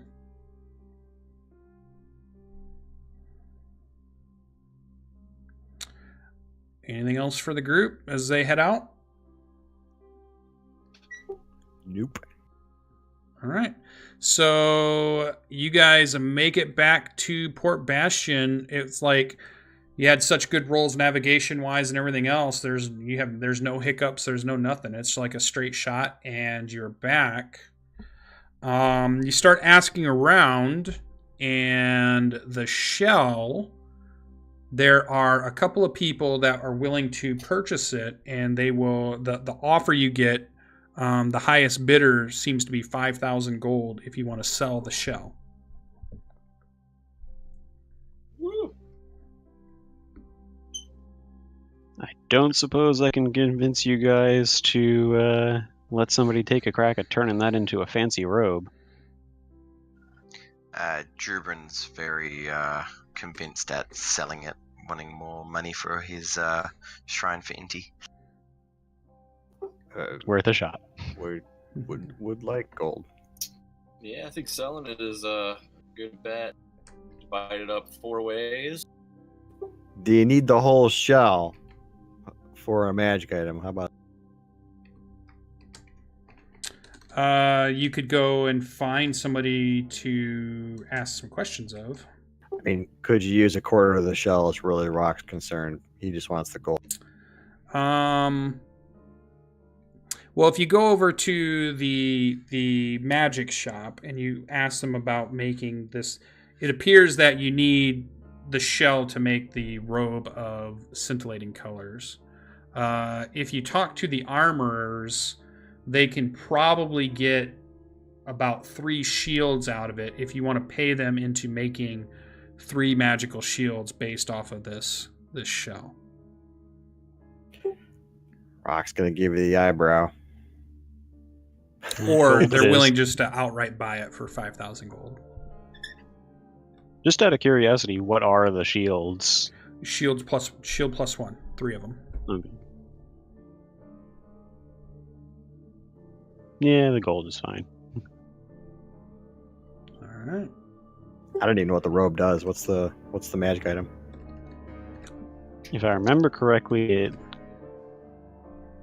I think it does the same Per effect day the Flail stun. Snail did. Like, you know how the Flail Snail went boom, lots of light, and percentage chance of being stunned. I think it's like that. Probably. I didn't look it up. All right. So you guys get back. You split up. You sell it to. So you can sell it to either the magic shop or you could sell it to the armorers. Either one will buy it for 5,000 gold. Who do you sell to? wouldn't mind getting in the good graces of the magic shop owner. Rock doesn't care. Dreyer doesn't care. Drubin's fine with whatever. Okay, so you sell it to the magic shop, 5,000 gold. So you guys can split that up. XP wise, it was. Oh, I had that somewhere. Where'd it go? Let me bring it back up. It was.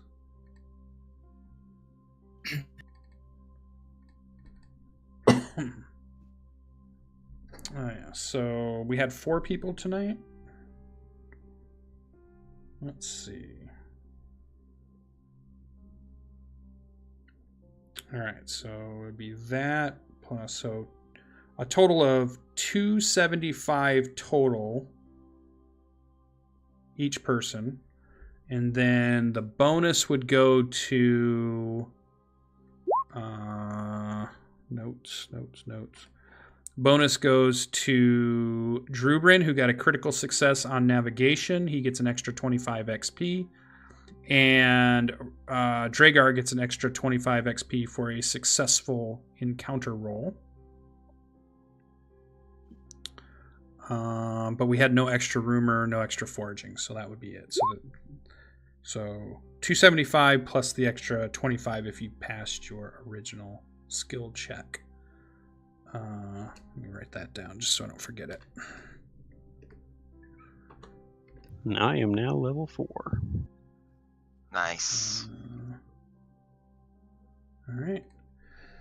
And when you mark it on the table, as you mark and carve it out. One thing that stands out is that the 3 shrines, the 2 shrines that you know of that are Ara, are on a straight line, north and south. There's 2 of them on the map. And this one's exactly due west of the shrine where you did the funeral for Timor. It's like an exact line over on the table. Okay. You might even think maybe equal distance from this shrine to Ara to where you guys were is probably the same distance from this shrine of Ara to this shrine of Ara, the north shrine of Ara. The way it looks, it just stands out in the map because it's so symmetrical the way it's carved in that it just kind of stands out. Would it be possible to, in the future, arrange an expedition to where the 4th coordinate would be if this were a square? Yeah, definitely. And when Drubin nods, thinking, yeah, I know what they're talking about, but he has no idea. See, the square has 4 corners.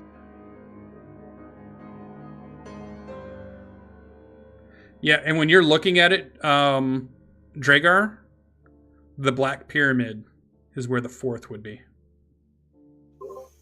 Okay. That's what's in that spot where the 4. Wow, we gotta go back. The center of it. That's not the center. It'd be 4. It'd make a box, and the upper left part of it was the Black Pyramid. So you have Shrine of Ara, whatever you guys found, Black Pyramid. Center, as you're looking at it, would be a little bit south of Spider Mountain. Spider Mountain looks almost like it'd be in the center, but it's not quite. It stands off just a little bit. And we're sure the map is accurate enough in that regard? It seems close enough. It's not like a satellite image or anything, but it's pretty obvious the proportions, because everything else is almost more like willy-nilly sprinkled along, but this just stands out as being symmetrical. Yeah, well, maybe we need to go back to that Black Pyramid. You guys have never been, have you? No, I haven't. It is also worth pointing out that out of character, I could learn water breathing. Just leveled up.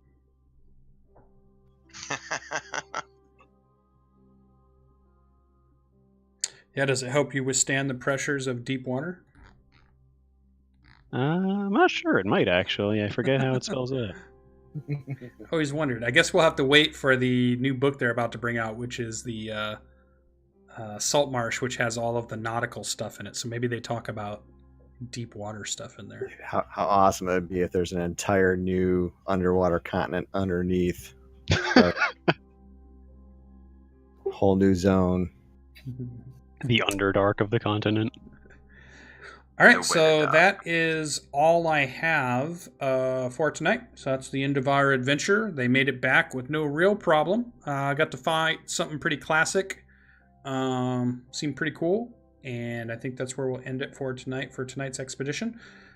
Keep an eye out for what might happen next week when we try to set up next week's expedition. We'll see where they go and what they try to tackle. There's a couple places that they've gone to and they've got their butts kicked and they haven't gone back to. So we'll have to see how that all turns out.